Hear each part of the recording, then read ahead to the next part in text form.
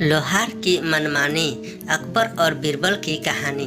लोहार की मनमानी कहानी यद्यपि पुरानी शैली में लिखी हुई है, फिर भी बेहद दिलचस्प है। कथा बीरबल की चतुराई को दिखाती है। बाकी कहानियाँ पढ़ने के लिए बने रहे हमारे साथ अकबर बीरबल की कहानियाँ में। दिल्ली का एक नागरिक बड़ा कंजूस था। वह अपने परिश्रम और कृपणता के कारण रत्नों का एक बड़ा कोष संग्रह किए हुए था। वह उन रत्नों को एक ऐसी साधारण संदूक में छिपा कर रखे हुए था कि जिससे देखने वालों को उसमें रत्न होने का भ्रम न हो सके। उसका घर भी साधारण गृहस्थों के समान कच्चा और टूटा फूटा था। भला ऐसे खंडहर मकान में रत्न होने की कौन संभावना कर सकता है। एक दिन मध्य रात्रि में उसके घर में आग लगी।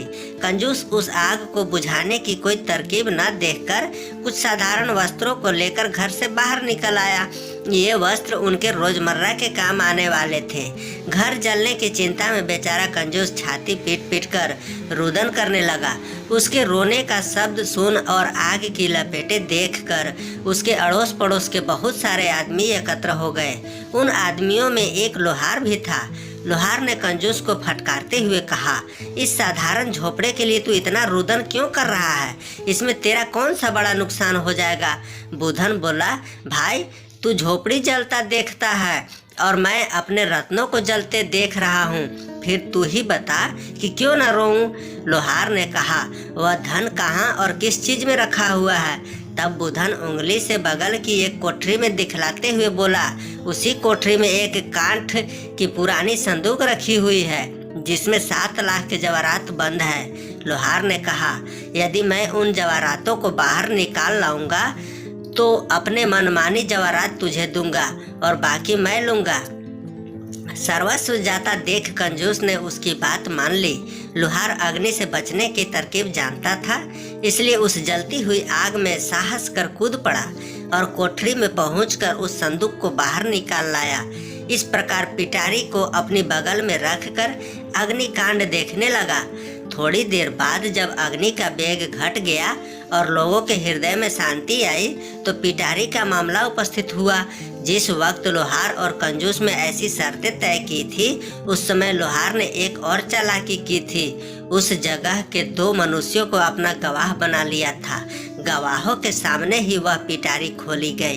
पिटारी खुलते ही जवाहरातों की चमक बाहर तक फैल गई। जैसे धन देखकर गवारों की दशा होती है, वही दशा लोहार की भी हुई। उस अमूल्य रत्नों की ढेरी को देखकर उसका मन फिर गया। उसने पिटारी का सारा धन तो अपने ले लिया और उस खाली पिटारी को बेचारे कंजूस के हवाले किया। कंजूस लोहार की अनीति देखकर बहुत चकराया और गिड़गिड़ाकर उससे कहने लगा, भाई आधा धन मुझे दो और बाकी आधा आप ले लो, इसमें मेरी राजी है। लोहार डांट कर बोला, क्या पहले मेरे तेरे बीच ऐसी शर्त पक्की नहीं हुई थी कि मैं तुझे अपनी मनमानी दूंगा? अब चूं चपड़ क्यों करता है? दोनों में वाद विवाद होते होते संपूर्ण रात्रि व्यतीत हो गई और सूर्योदय का समय आ गया। बुधन ने आधे रत्नों को पाने के लिए बहुत प्रयास किया, परंतु लोहार उसकी एक भी सुनने को तैयार नहीं था। बुधन ने लाचार होकर बादशाह अकबर के पास अर्जी लगाई। मामला पेचीदा देखकर बादशाह ने बीरबल को बुलाया और उनका सारा हाल सुनाकर उसे न्याय करने की आज्ञा दी।